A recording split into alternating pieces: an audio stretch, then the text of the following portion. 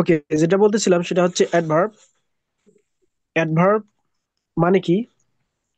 Adverb মানে হচ্ছে ক্রিয়া বিশেষণ। ক্রিয়া বিশেষণ।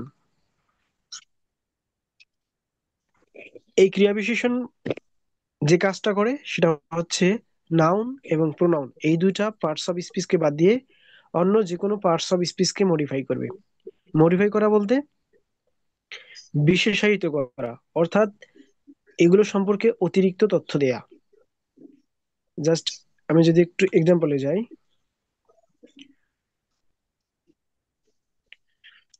আমি বাংলাতে একটু আগে বলি তারপরে বলতেছি যে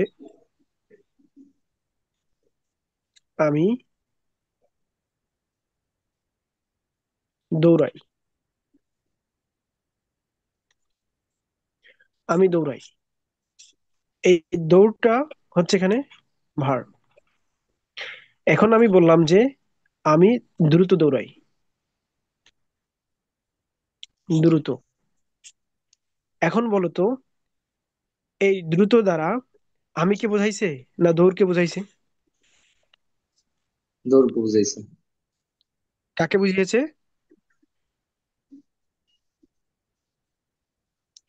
দ্রুত দ্বারা আমি কে বুঝিয়েছে না দৌড়কে বুঝিয়েছে? দৌড়কে বুঝিয়েছে। দৌড়কে বুঝিয়েছে। তাহলে দৌড় সম্পর্কে এক্সট্রা একটা ইনফরমেশন দিল, অতিরিক্ত তথ্য দিল, বা দৌড়কে বিশেষায়িত করলো যে দৌড়টা কিরকম। দৌড়টা হচ্ছে দ্রুত। ওকে, এখন আবার বলতেছি যে আমি খুব দ্রুত দৌড়াই। তাহলে এখানে আরেকটা শব্দ আসলো খুব। এই খুব দ্বারা কাকে বুঝিয়েছে? দ্রুতকে বুঝিয়েছে না দৌড়কে বুঝিয়েছে? আমি কে বুঝিয়েছে? খুব দ্বারা কাকে বুঝিয়েছে? আমি কে বুঝিয়েছে? না, খুব দ্বারা দ্রুতকে বুঝিয়েছে। দৌড়টার মানে দ্রুতটা কি? খুব দ্রুত মানে বেশি দ্রুত। ও, খুব দ্রুত বলতে বেশি দ্রুত, অতি দ্রুত। তাহলে এই খুব দ্বারা দ্রুতকেই বুঝিয়েছে। তাহলে এখানে দেখো যে প্রথমে দৌড়কে বোঝালো দ্রুত, এবং জি। এই দ্রুতকে বোঝালো খুব। তাহলে এই যে দৌড়, এই দৌড়টা কি এখানে? দৌড়টা হচ্ছে এখানে ভার্ব। তাহলে নাউন বা প্রোনাউনকে বাদ দিয়ে অন্য কাউকে যখন মডিফাই করবে কোনো শব্দ, তখন সেটা হয়ে যাবে অ্যাডভার্ব। তাহলে দ্রুত এখানে কি? দ্রুত হচ্ছে অ্যাডভার্ব। অ্যাডভার্ব। ওকে, এখন এই খুব আবার কাকে মডিফাই করছে? এই দ্রুতকে মডিফাই করছে, অ্যাডভার্বকে মডিফাই করছে। তাহলে এখান থেকে আমরা সংজ্ঞাটা কি পাই? অ্যাডভার্ব হচ্ছে এমন একটা শব্দ যে নাউন বা প্রোনাউন বাদ দিয়ে অন্য যে কোনো পার্টস অফ স্পিচকে মডিফাই করে।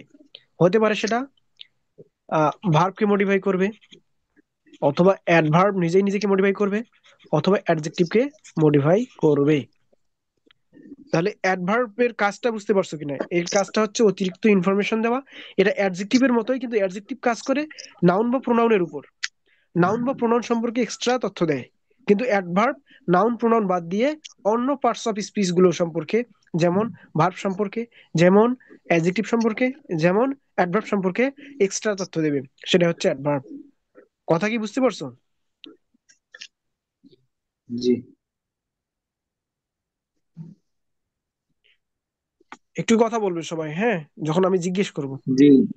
জি স্যার, বুঝতে পারছি। ওকে, এখন অ্যাডভার্বের পজিশনটা কি? অ্যাডভার্ব কোন কোন জায়গায় থাকে? সাধারণত অ্যাডভার্বের পজিশনটা আমাদেরকে জানতে হবে, এর প্রকারগুলো জানতে হবে, যাতে করে আমরা আইডেন্টিফাই করতে পারি। আমাদেরকে সংজ্ঞা আসবে না যে অ্যাডভার্ব কাকে বলে, কোনটা কোন ধরনের অ্যাডভার্ব, এরকমও আসবে না, আমাদের আইডেন্টিফাই করতে বলবে।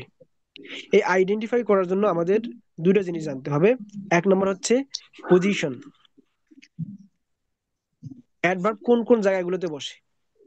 দুই নম্বর আমাদেরকে জানতে হবে এর ক্লাসিফিকেশন বা কাইন্ডস, এর প্রকার। এর ক্লাসিফিকেশন অথবা কাইন্ডস, এর প্রকারগুলো জানতে হবে, আর এর পজিশন জানতে হবে। তো পজিশন সম্পর্কে আমরা ইতিমধ্যেই তোমাদেরকে নাউন প্রোনাউন যখন পড়িয়েছি তখন একটু ধারণা দিয়েছি যে সাধারণত নাউন নাউনের আগে যদি একটা শব্দ হয় এটা অ্যাডজেক্টিভ হয়, আর অ্যাডজেক্টিভের আগে যদি একটা শব্দ থাকে তাহলে সেটা অ্যাডভার্ব হয়। এটা হচ্ছে একটা বেসিক পজিশন। এখন এই পজিশনটাকে আমরা অন্যভাবে দেখেছিলাম যে আর্টিকেল আর্টিকেল অথবা প্রিপজিশন প্রিপজিশন অথবা ডিটারমিনার ডিটারমিনার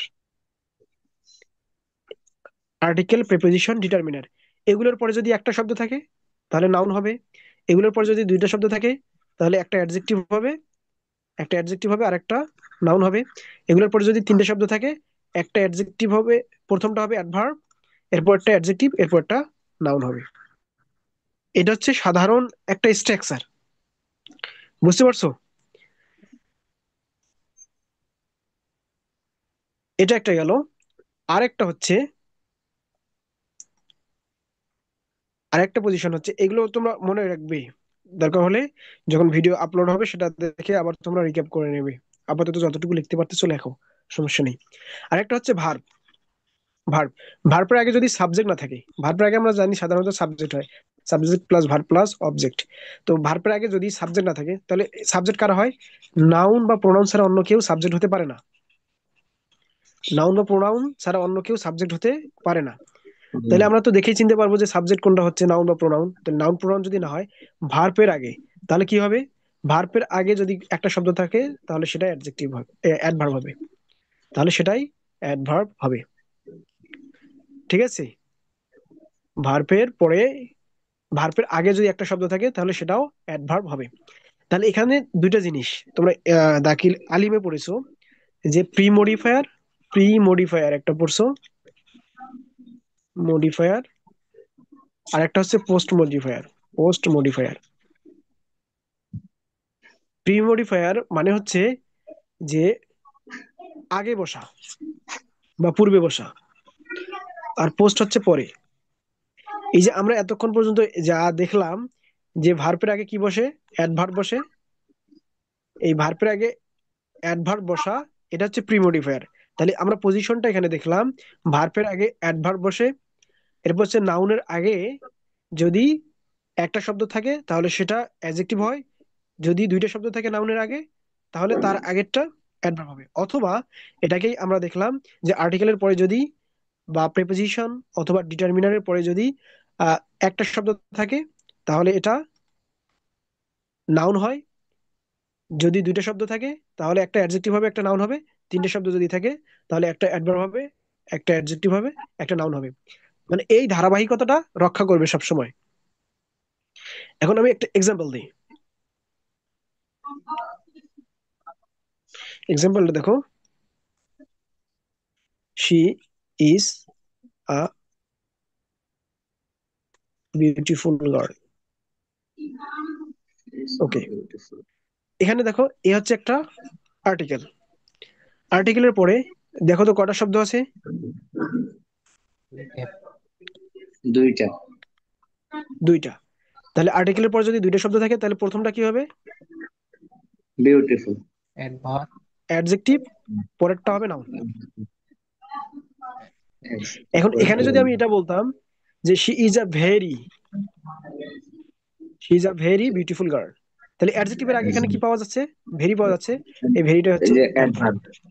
অ্যাডভার্ব। কথা ক্লিয়ার, বুঝতে পারছো? জি স্যার। এটা হচ্ছে অ্যাডভার্বের প্রিপোজিশন, পজিশন। অ্যাডভার্ব কোন কোন জায়গায় বসে। ঠিক আছে? এখন আমাদের দ্বিতীয় জি আর একটা বিষয় জানতে হবে, এই যে কখনো কখনো অ্যাডভার্ব পরেও বসে। ঠিক আছে? জি। ভার্বের পরে বসে, ভার্ব প্লাস অ্যাডভার্ব বসে, তবে এরপরে ফুল স্টপ থাকে। ভার্বের পরে যদি একটা শব্দ থাকার পরে ফুল স্টপ থাকে তাহলে সেই শব্দটা মূলত অ্যাডভার্ব হয়। ভার্বের পরে আবার মনে রাখো, ভার্বের পরে যদি একটা শব্দ থাকে এবং তারপরে ফুল স্টপ থাকে তাহলে এই শব্দটা কি হবে? অ্যাডভার্ব হবে। এটা মনে রাখলেই যথেষ্ট। ঠিক আছে? আমরা অনেক সময় বলি না গো ফাস্ট, জি ঠিক আছে? গোটা কি ভার্ব, এরপর আছে ফাস্ট, দ্রুত যাও। তাহলে এই ফার্স্টটা কি এখানে? অ্যাডভার্ব। ফার্স্টটা কি এখানে? অ্যাডভার্ব। অ্যাডভার্ব। বুঝতে পারছো?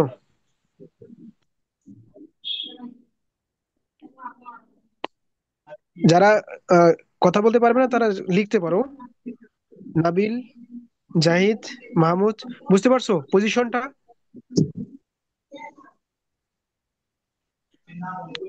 অ্যাডভার্বের পজিশনটা বুঝতে পারছো কিনা, যে অ্যাডভার্ব কোন কোন জায়গায় থাকে?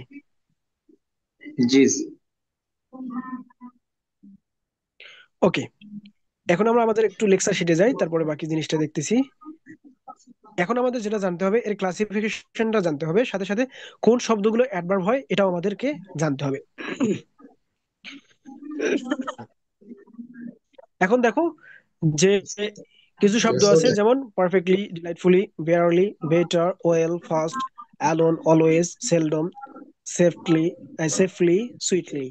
তাহলে এখান থেকে বোঝা যাচ্ছে যে সবগুলো প্রায় বেশিরভাগ শব্দের শেষে যদি ওয়াই, এল ওয়াই, ওয়াইস, ওয়ার্ডস, ওয়েস, এই সাফিক্স গুলো যুক্ত থাকে, তাহলে সেই শব্দটা মূলত অ্যাডভার্ব হয়ে থাকে। যেমন এক্সাম্পল গুলোতেই লক্ষ্য করো যে পারফেক্টলি, ডিলাইটফুলি, বেয়ারলি, বেটার, এবার হচ্ছে well, fast, alone, always, seldom, safely, sweetly. এরকম শব্দগুলোর শেষে কি আছে? ওয়াই আছে, এল ওয়াই আছে, ওয়াইস আছে, ওয়ার্ডস আছে, ওয়েস আছে। এগুলো যদি থাকে তাহলে শব্দগুলো সাধারণত অ্যাডভার্ব হয়। অ্যাডভার্ব। তবে কিছু শব্দ আছে এরা জন্মগতভাবে অ্যাডজেক্টিভ, কিন্তু শেষে এল ওয়াই আছে জন্মগতভাবে।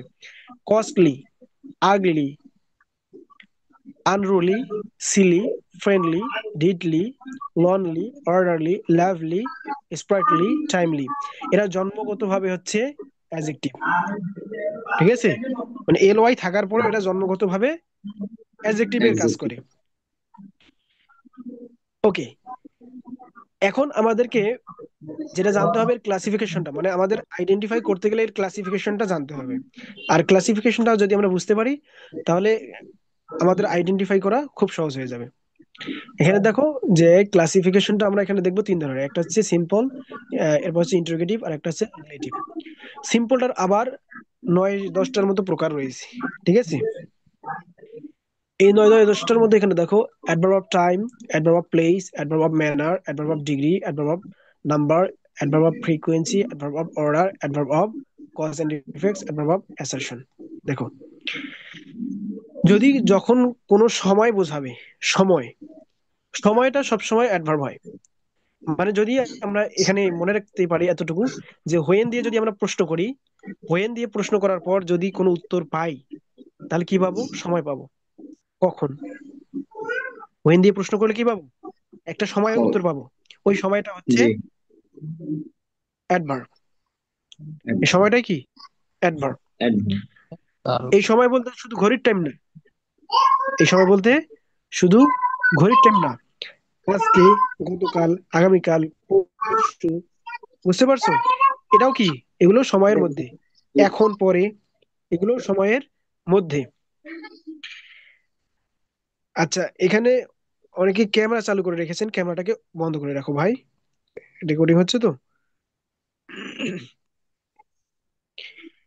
তাহলে অ্যাডভার্ব অফ টাইম, তাহলে হোয়েন দিয়ে যদি আমরা প্রশ্ন করি, এরপর হচ্ছে অ্যাডভার্ব অফ প্লেস, হোয়ার দিয়ে যদি আমরা প্রশ্ন করি, হোয়ার কোথায়, তার মানে যদি আমরা হোয়ার দিয়ে প্রশ্ন করি, সেক্ষেত্রে হোয়ার দিয়ে যদি প্রশ্ন করি, সেক্ষেত্রে আমরা একটা জায়গার নাম পাবো, প্লেস। তাহলে এই জায়গার নাম, মানে জায়গার নাম বলতে জায়গা পাবো একটা, ঠিক আছে? তাহলে সেটা হবে adverb of place. Adverb of manner, manner হচ্ছে মানুষের যে স্বভাব চরিত্র, সেটা হচ্ছে অ্যাডভার্ব অফ ম্যানার। এরপর হচ্ছে ডিগ্রি, নাম্বার, ফ্রিকুয়েন্সি। ডিগ্রি এটা সম্মানসূচক শব্দ হতে পারে, আবার ইয়া হতে মাত্রা বোঝায়, ঠিক আছে? এরপর হচ্ছে নাম্বার, সংখ্যা, ফ্রিকুয়েন্সি, ফ্রিকুয়েন্সি দ্বারা তরঙ্গ বোঝায়, বা এটারও মাত্রা বোঝায় ফ্রিকুয়েন্সি দিয়েও। অর্ডার মানে সিরিয়াল যেটা, সেটা। এখন এগুলোর আমরা কিছু এক্সাম্পল দেখি। এখানে দেখো adverb of manner, adverb of time, এই যে today, tomorrow, yesterday, daily, always, now, then, ago, often, never, sometimes, after, already, before, last, soon, immediately, formerly, presently, instantly, এই সবগুলো হচ্ছে অ্যাডভার্ব অফ টাইম।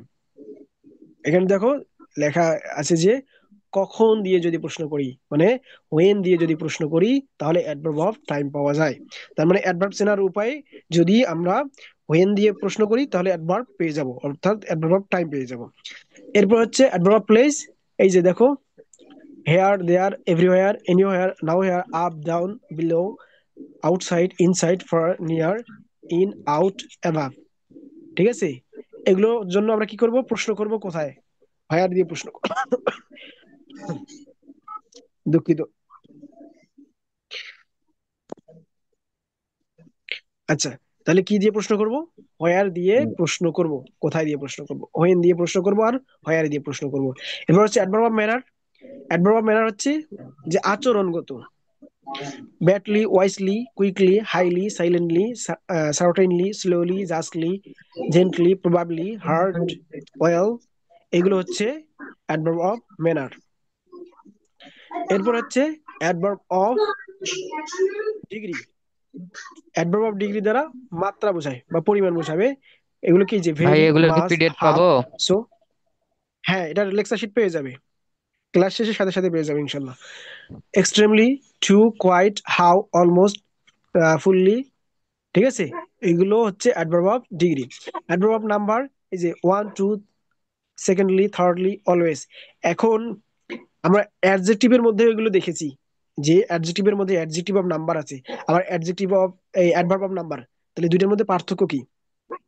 দুইটার মধ্যে পার্থক্য হচ্ছে ব্যবহারের উপর।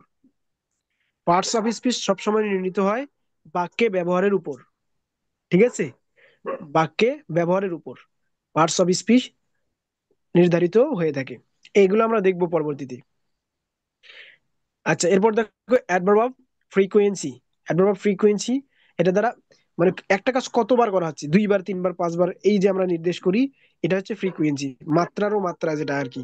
ঠিক আছে, once, twice, seldom, often, again, rarely, hardly, এগুলো হচ্ছে adverb of frequency. Adverb of order কি, এই যে first, second, third, fourth, last, lastly, firstly, secondly, thirdly, fourthly, এগুলো। এরপরে adverb of cause and effect, বিভিন্ন ধরনের কারণ বোঝানো হয়। কারণ কোনগুলো, এই যে therefore, accordingly, consequently, that's why, এগুলো হচ্ছে adverb of cause and effect. এরপর হচ্ছে adverb of assertion, yes, no. আমরা অ্যাসারশন বলতে ইয়েস, নো যেগুলো বোঝাবে, হ্যাঁ বোধক বা না বোধক, এগুলো হচ্ছে হ্যাঁ বোধক বা না বোধক, এইগুলো হচ্ছে অ্যাসারশন, মানে ইয়েস, নো। তাহলে yes, no, not, certainly, truly, probably, possibly, perhaps, এগুলো হচ্ছে অ্যাডভার্ব অফ অ্যাসারশন। এই যে বললাম যে প্রথমটা আছে, আমাদের প্রথমে দেখলাম যে অ্যাডভার্ব হচ্ছে তিন ধরনের। এর মধ্যে একটা হচ্ছে সিম্পল। এই সিম্পলের এই 9টা প্রকার বা 10টা প্রকারের রয়েছে, যেগুলো আমরা যদি এই নিয়মগুলো মনে রাখি, যে কোন ধরনের কোন ক্রাইটেরিয়ার মধ্যে অ্যাডভার্ব গুলো রয়েছে, তাহলে আমরা আইডেন্টিফাই করতে পারবো খুব সহজে একটা বাক্যের মধ্যে। পরীক্ষায় যেভাবে আসে, একটা বাক্য দিয়ে বলবে যে আন্ডারলাইন দিবে একটা শব্দের মধ্যে, দিয়ে বলবে যে এটা কোন ধরনের পার্টস অফ স্পিচ, এভাবেই পরীক্ষায় আসবে। এরপরে অ্যাডজেক্টিভ হচ্ছে sorry, adverb. Interrogative. Interrogative adverb কি? আমরা ইন্টারোগেটিভ অ্যাডজেক্টিভ পড়ছি, আর এটা হচ্ছে ইন্টারোগেটিভ অ্যাডভার্ব। ইন্টারোগেটিভ অ্যাডভার্ব আর ইন্টারোগেটিভ অ্যাডজেক্টিভ একই জিনিস, শুধু পার্থক্য হচ্ছে ব্যবহারের উপরে। Why, when, where, how, how many, how much, how far, how often. এখানকার মধ্যে এই যে হোয়াই, হোয়েন, হোয়ার, হাউ, এইটাই মনে রাখবে সবসময়, যে এগুলো দিয়ে যদি আমরা প্রশ্ন করি, যে উত্তর পাবো চারটা দিয়ে, বিশেষ করে এই চারটা দিয়ে, হোয়াই, হোয়েন, হোয়ার, হাউ, এই চারটা দিয়ে প্রশ্ন করে যে উত্তরটা পাবো সেটা সাধারণত অ্যাডভার্ব হয়। এবং এই শব্দগুলো যদি বাক্যে থাকে তাহলে এটা ইন্টারোগেটিভ অ্যাডভার্ব হয়, যদি এইগুলো দ্বারা স্থানকে নির্দেশ করে থাকে, স্থানকে নির্দেশ করে থাকে অথবা সময়কে নির্দেশ করে থাকে, সেক্ষেত্রে। এটার কিছু পার্থক্য আছে ব্যবহারগত অ্যাডজেক্টিভের সাথে, সেটা আমরা পরবর্তীতে দেখবো। এরপর দেখো রিলেটিভ বা কনজাংটিভ অ্যাডভার্ব। এগুলো কি? আমরা এই যে অ্যাডজেক্টিভ বা প্রোনাউনে পড়ে আসছি, যে ডাব্লিউএইচ ওয়ার্ড, এটা দুইটা ব্যবহার, একটা হচ্ছে ইন্টারোগেটিভ আর একটা হচ্ছে রিলেটিভ। যদি প্রশ্ন করা হয় তাহলে এটা ইন্টারোগেটিভ, আর যদি সম্পর্ক স্থাপন করে তাহলে হচ্ছে রিলেটিভ। এটাই হচ্ছে রিলেটিভ বা কনজাংটিভ। ডাব্লিউএইচ ওয়ার্ডগুলো যখন রিলেশনের কাজ করে দেয় তখন সেটাকেই বলা হচ্ছে রিলেটিভ কনজাংশন। আশা করি এই পর্যন্ত তোমরা বুঝতে পারছো।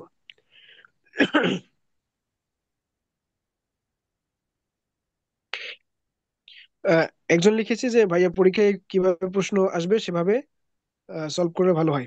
হ্যাঁ, আমরা প্রশ্ন সলভ করব। আপাতত আমরা বেসিক ইয়াটা দিচ্ছি তোমাদেরকে, অ্যাডভার্বের উপরে বেসিক পুরো আলোচনাটা, যাতে করে তোমাদের আইডেন্টিফাই করা খুব সহজ হয়ে যায়। প্রশ্ন তো অবশ্যই আমরা সলভ করব। এরপরে দেখো সাম আদার্স অ্যাডভার্ব, এইটা খুবই গুরুত্বপূর্ণ।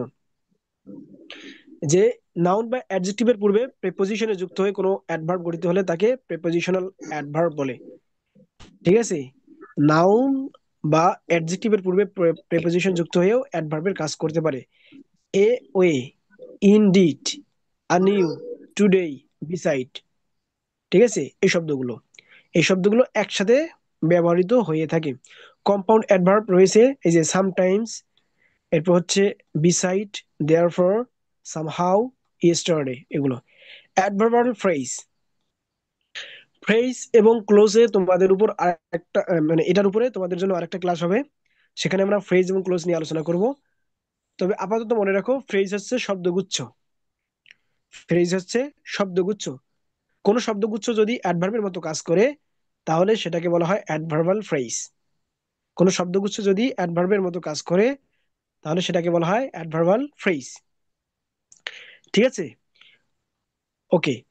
এখানে অনেকগুলো শব্দ দেওয়া আছে, তোমরা এটা দেখে নেবে।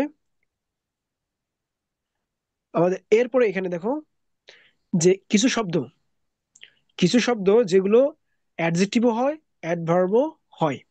Close, close, close, late, late, sharp, sharp, high, high.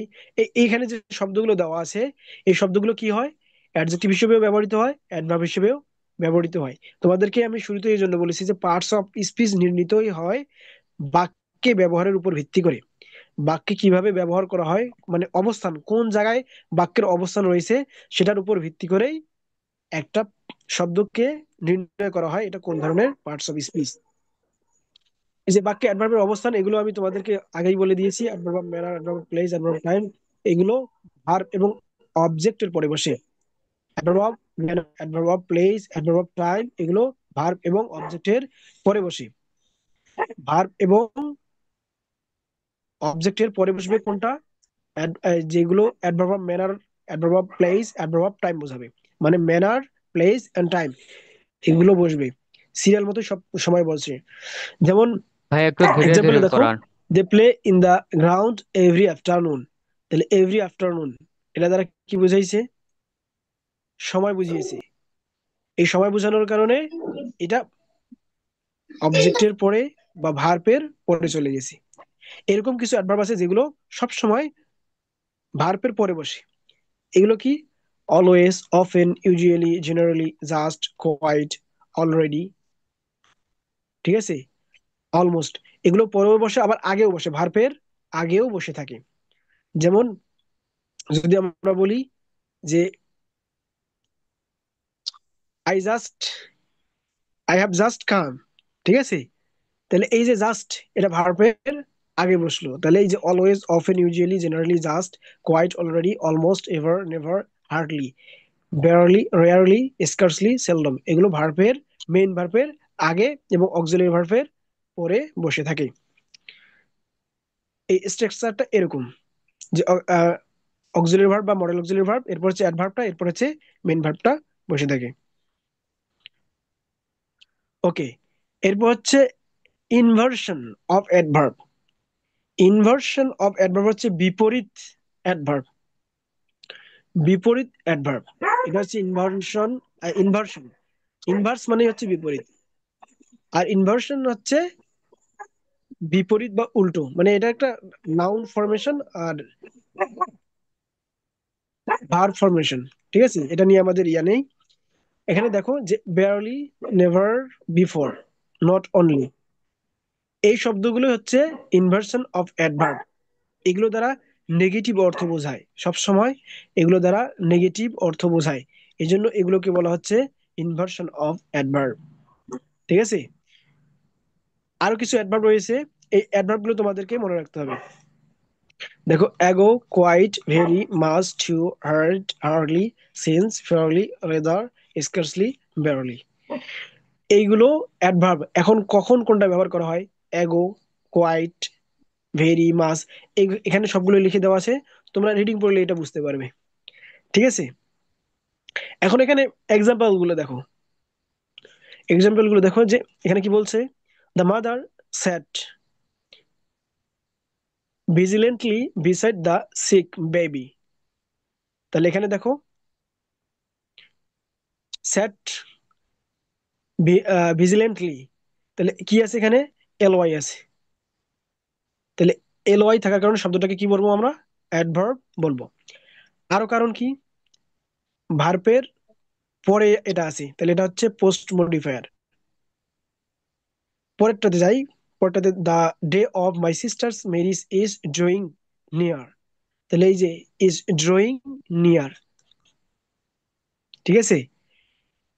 এখানে দুটার মধ্যে যদি তুলনা করি, তাহলে এই যে প্রথমটা হচ্ছে ম্যানার বুঝিয়েছে, দ্বিতীয়টাতে দেখো যে নিয়ার, কাছে, কাছে, স্থান বুঝিয়েছে।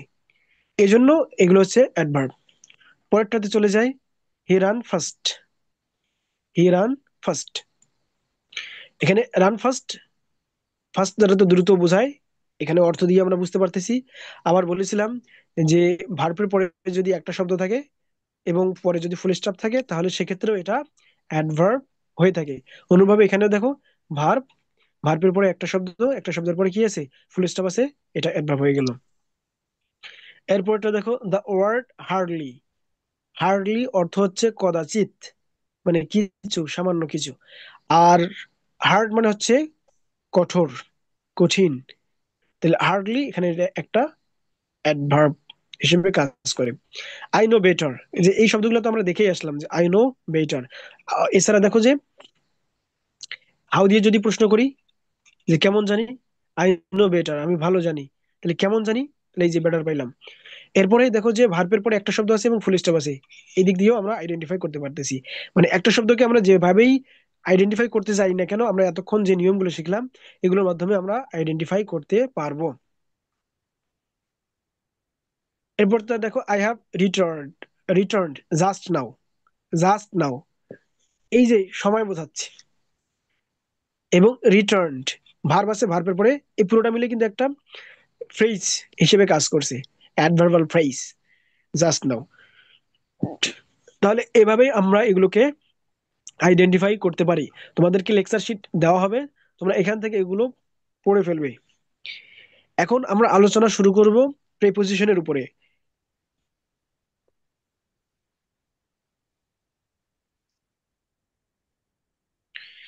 আমাদের এখন আলোচনা শুরু হবে প্রিপোজিশনের উপরে। আমাদের ক্লাস টাইম এখনই ক্লোজ হয়ে যাবে, তোমরা ওই লিঙ্কটাতে ক্লিক করে আবার এই ক্লাসে জয়েন করবে। ঠিক আছে, আবার বলতেছি, আমাদের ক্লাস এখন ইন্ড হয়ে যাবে এখানে, তোমরা আবার ওই লিঙ্কে ক্লিক করে জয়েন করবে।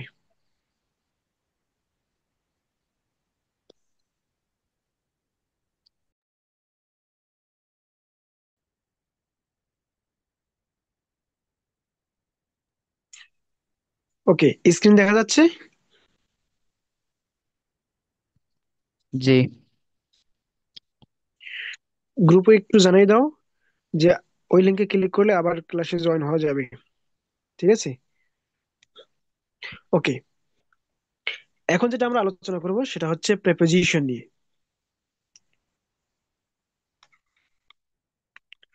প্রেপোজিশন, প্রেপোজিশন মানে কি? পদান্বয়ী অব্যয়, পদান্বয়ী অব্যয়। বর্তমানে বাংলা ব্যাকরণে এটার আরেকটা অর্থ করেছে এরা, অনুসর্গ নামে।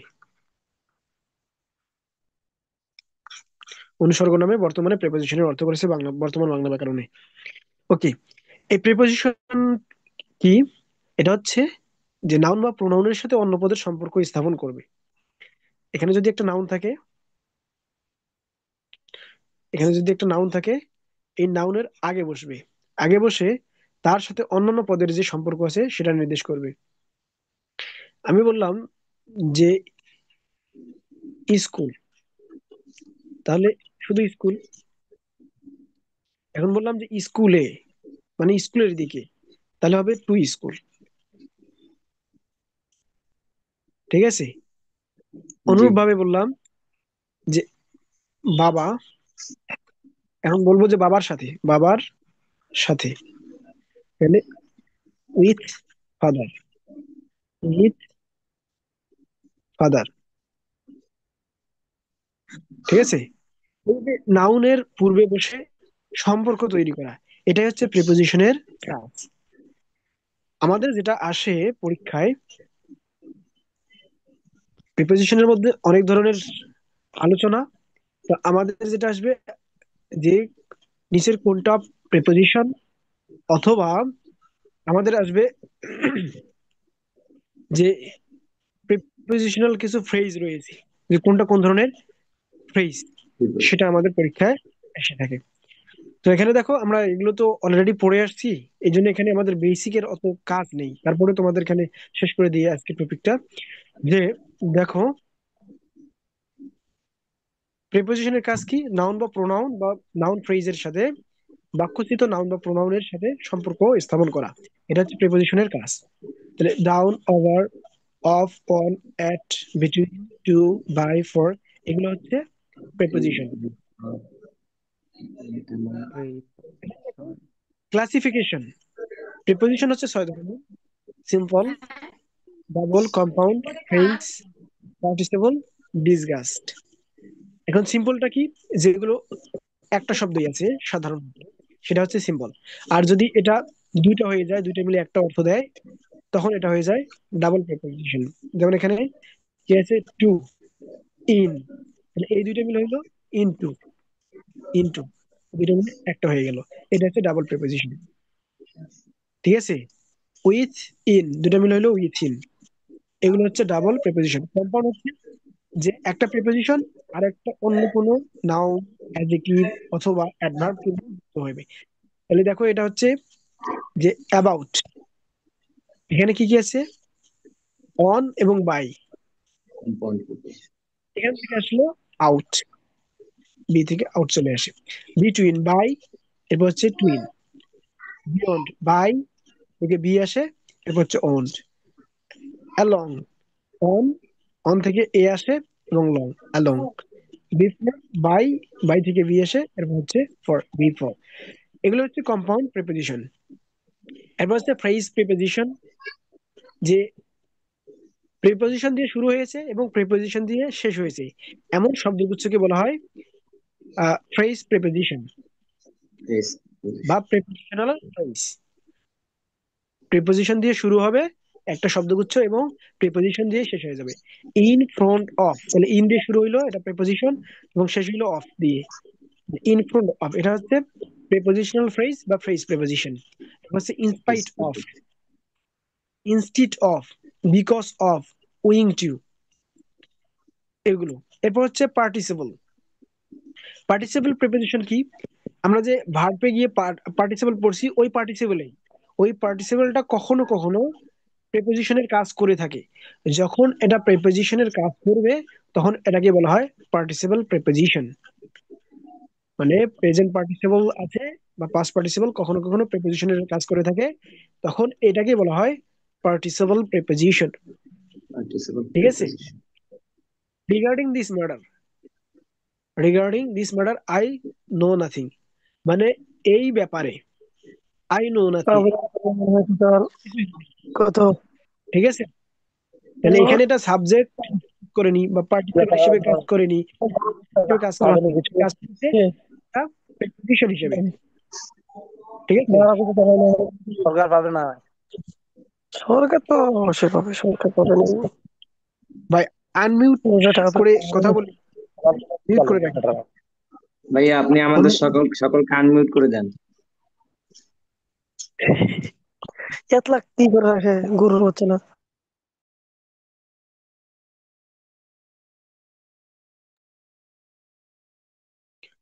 ওকে। এরপর হচ্ছে ডিসগাস্ট প্রিপোজিশন।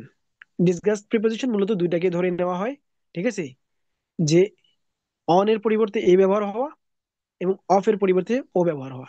এটা হচ্ছে মূলত ডিসগাস্ট প্রিপোজিশন। এখন আমাদের এগুলো তো বেসিক আমরা জেনে এসেছি, কিন্তু আমাদের যেটা লাগবে এটার ব্যবহারগুলো। অ্যাট ইন কখন ব্যবহার করা হয়? অ্যাট আর ইন।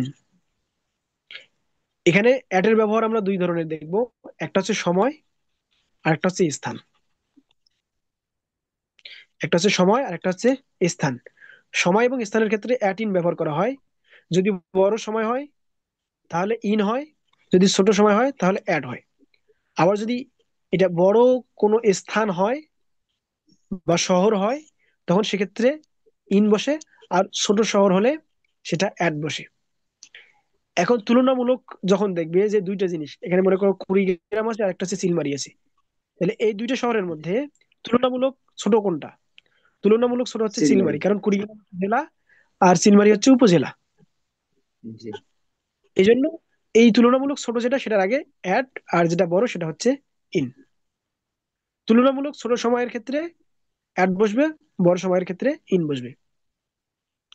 আবার ইনের আরো কিছু ব্যবহার রয়েছে, সেটা হচ্ছে যখন ভিতরে অর্থ বোঝাবে, ভিতর বা মধ্যে, ভিতর বা মধ্যে অর্থ বোঝালেও ইন ব্যবহার হয়ে থাকে। যেমন ইন ইনটু, দেখো এখানে যে কোনো কিছুর ভিতরে অবস্থিত বা স্থিতিশীলতা বোঝাতে ইন ব্যবহার করা হয়। আর যদি ভিতরে ঢুকে বের হয়ে যায়, কোন একটা নির্দিষ্ট স্থান আছে, এই স্থানে প্রবেশ করলো বা এই স্থানের ভিতরে রয়েছে, তাহলে এটা হচ্ছে ইন। ভিতরে প্রবেশ করে এখানে আসে, তাহলে এটা হচ্ছে ইন। যদি এখানে প্রবেশ করে তাহলে দিকে বোঝাতে টু বসবে। আর এই যে ঢুকে বের হয়ে গেল, তখন এটা হচ্ছে ইন টু। যদি অবস্থিত হয় বা স্থিতিশীল মানে ওখানেই অবস্থান করে থাকে, নড়াচড়া না করে, তাহলে সেটা বোঝালে বা একটা কোনো বদ্ধ জায়গার ভিতরে রয়েছে সেক্ষেত্রে ইন বোঝাবে। আর যদি ওখান থেকে ঢুকে বের হয়ে যায় তাহলে সেটা হবে ইনটু। এবার হচ্ছে on in at. On in at এটা আবার ব্যবহার হয়ে থাকে যে আমরা যে তারিখ তারিখ ব্যবহার করে থাকি এই তারিখের ক্ষেত্রে, ঠিক আছে।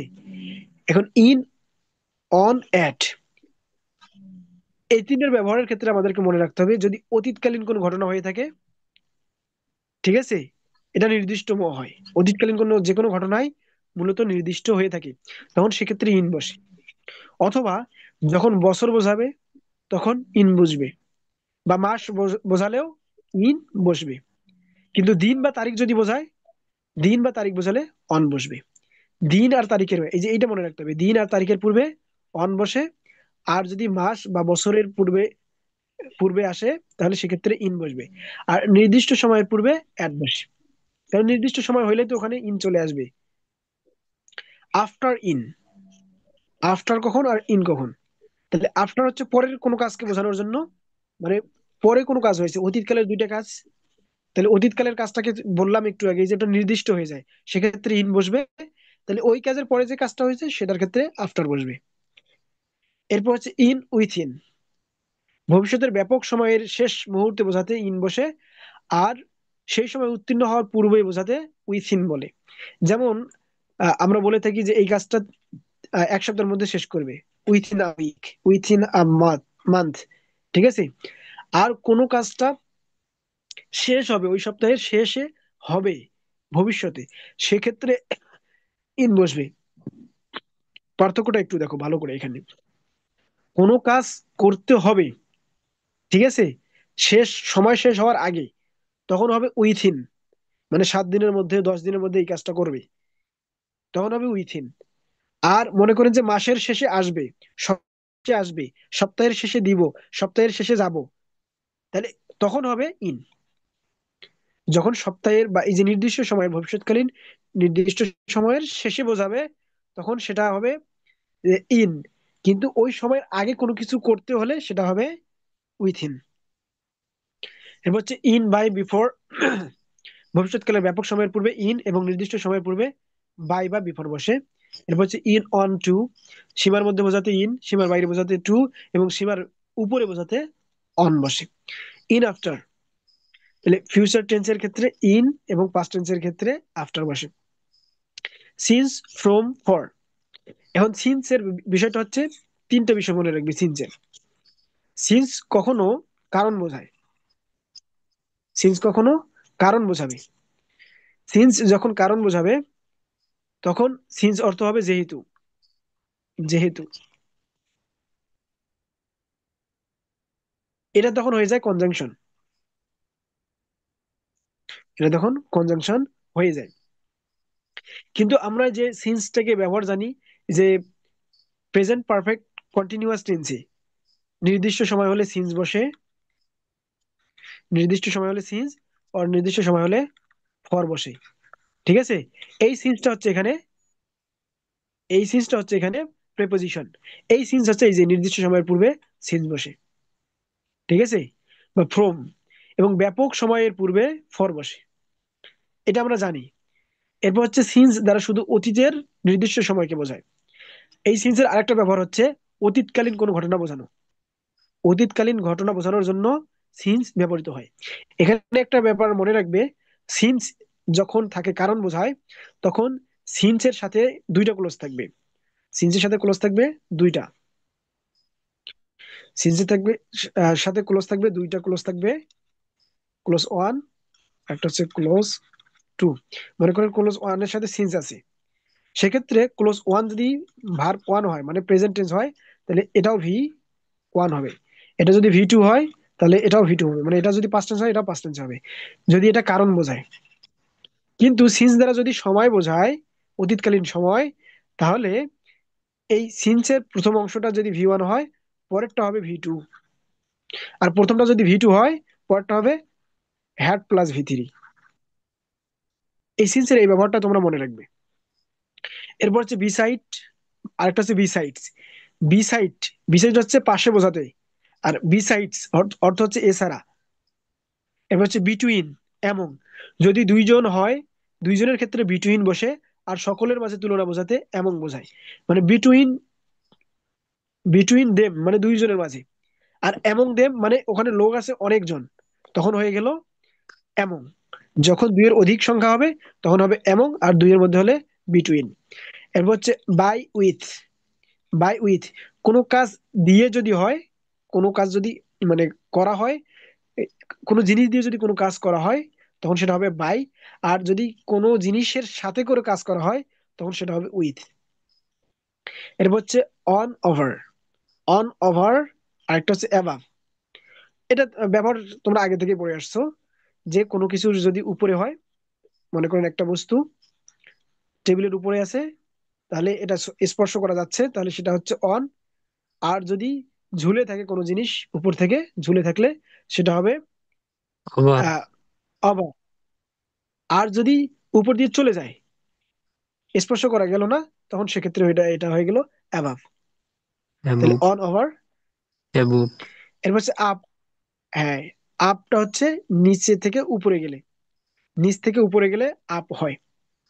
হি ওয়েন্ট আপ দা হিল, মানে নিচ থেকে উপরে গেলে আপ। আমরা কি বলি স্ট্যান্ড আপ, স্ট্যান্ড আপ মানে দাঁড়াও, মানে নিচ থেকে উপরে ওঠা। নিচ থেকে উপরে ওঠার ক্ষেত্রে কি বোঝানো হচ্ছে আপ, আপ, ঠিক আছে। আর উপর থেকে নিচে হলে সেটাকে বলা হয় ডাউন, উপর থেকে ডাউন, নিচে হলে এটাকে ডাউন, এখন অতিক্রম করা। এটা যদি আড়াআড়ি অতিক্রমটা হয় তাহলে এটা হয় অ্যাক্রস। আর মধ্য দিয়ে যদি অতিক্রম করে, থ্রু জঙ্গল, জঙ্গলের মধ্য দিয়ে, তাহলে মধ্য দিয়ে বোঝাতে থ্রু বসে, ঠিক আছে। আন্ডার বা বিলো, সোজাসুজি নিচে নিচে হলে আন্ডার, আর দূরে সরে গিয়ে একটু নিচে বোঝালে সেটা হচ্ছে বিলো। সোজাসুজি ভ্যালু, নিচে নিচে বসলে এই জন্য আন্ডারস্ট্যান্ড বলি, আন্ডারস্ট্যান্ড, বুঝিছো মানে সরাসরি জিনিসটা হয়েছে কিনা। আচ্ছা, এখানে আরো অনেকগুলো রয়েছে, এর মধ্যে আর কয়েকটা শব্দের ব্যাখ্যা তোমাদেরকে এখানে দেবো। একটা হচ্ছে মেট। মেট মানে তৈরি করা, কিন্তু এই যে কখন মেট অফ হবে বা কখন মেট ফ্রম হবে, কখন আউট হবে, কখন আপ অফ হবে। এখন দেখো এই প্রথম দুইটার ব্যাখ্যাটা দেখো আগে।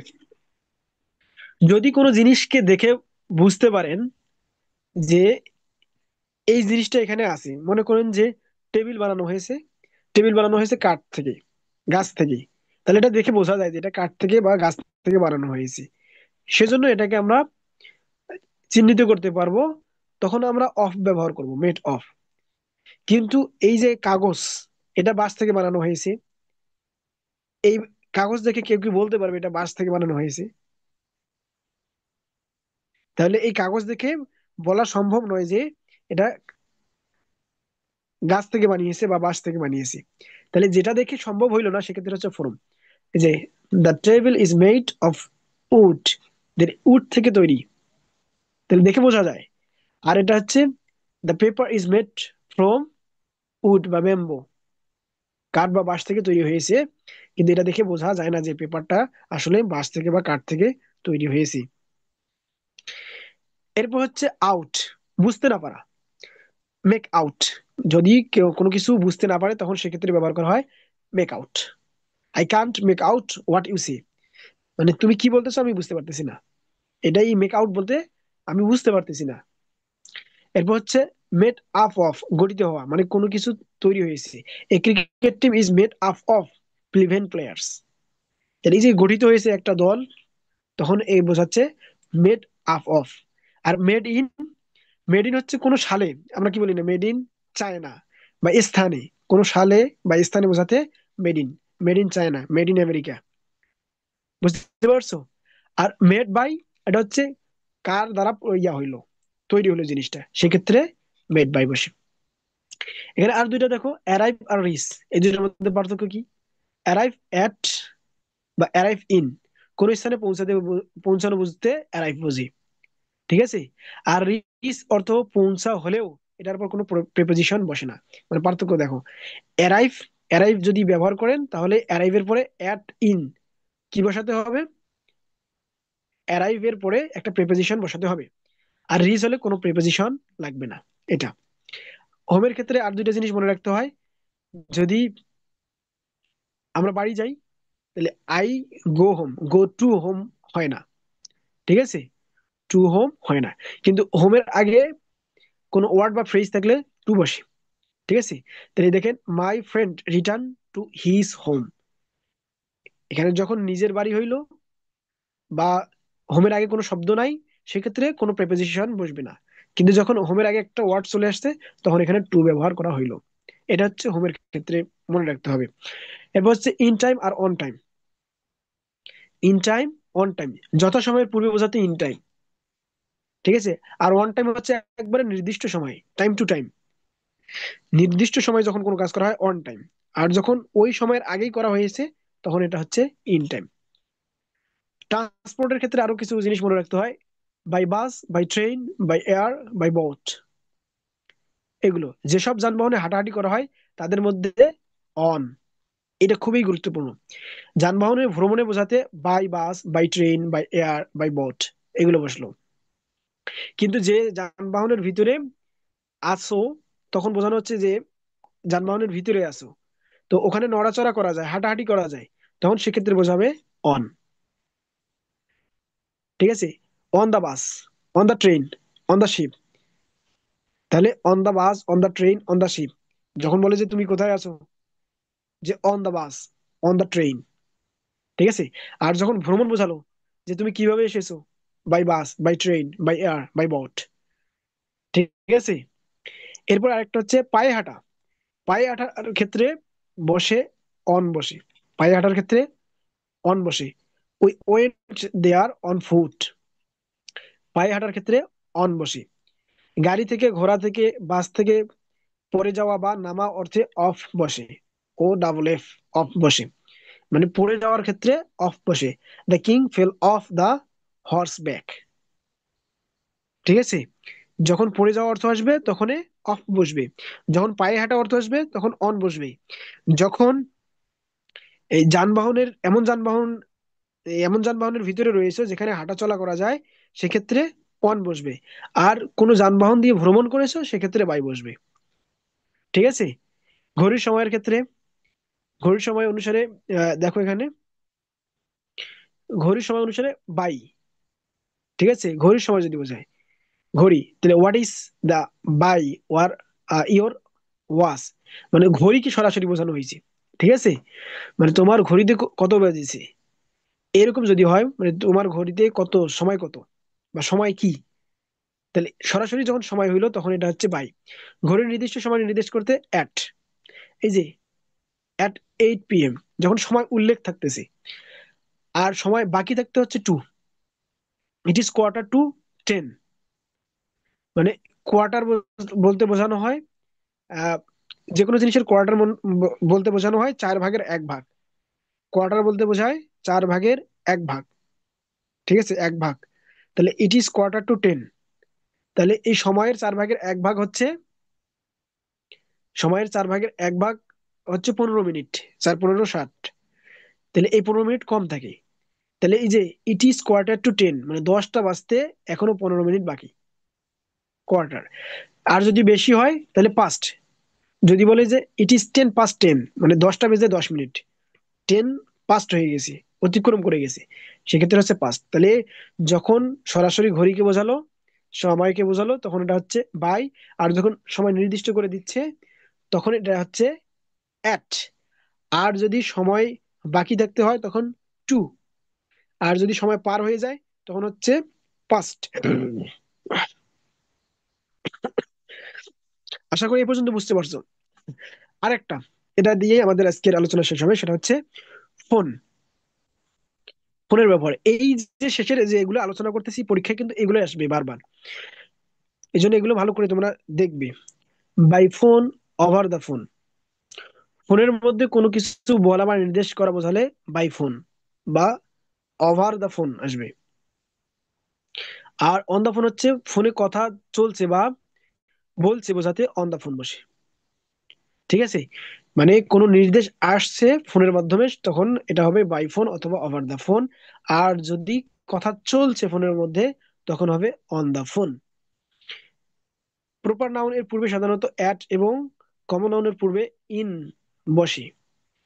এটা মনে রাখতে হবে, প্রপার নাউন এর পূর্বে সাধারণত অ্যাট এবং কমন নাউন এর পূর্বে সাধারণত ইন বসে। তাহলে মেগা first met my brother at Rupasi Bangla, তাহলে রূপসী বাংলা এটা প্রপার নাউন, এই কারণে অ্যাট বসলো। আর এখানে দেখেন যে রেস্টুরেন্ট, এই যে রেস্টুরেন্ট আছে, এটা একটা কমন নাউন, এই কারণে এর আগে ইন বসলো। এটা হচ্ছে পার্থক্য। আশা করি এই পর্যন্ত তোমরা বুঝতে পারছো। এখানে অনেকগুলো এক্সাম্পল দেওয়া আছে, এই এক্সাম্পল গুলো যদি তোমরা সলভ করো আশা করি তোমাদের অ্যাডভার্ব এবং প্রেপোজিশনের উপরে কোনো সমস্যা হবে না।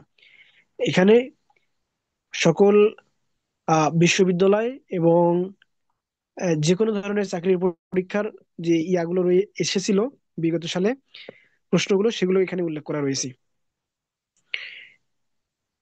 আশা করি এগুলো তোমরা পড়াশোনা করলে আহ তোমাদের অ্যাডভার্ব এবং প্রিপোজিশনে কোনো সমস্যা থাকবে না। আজকের ক্লাস এই পর্যন্তই।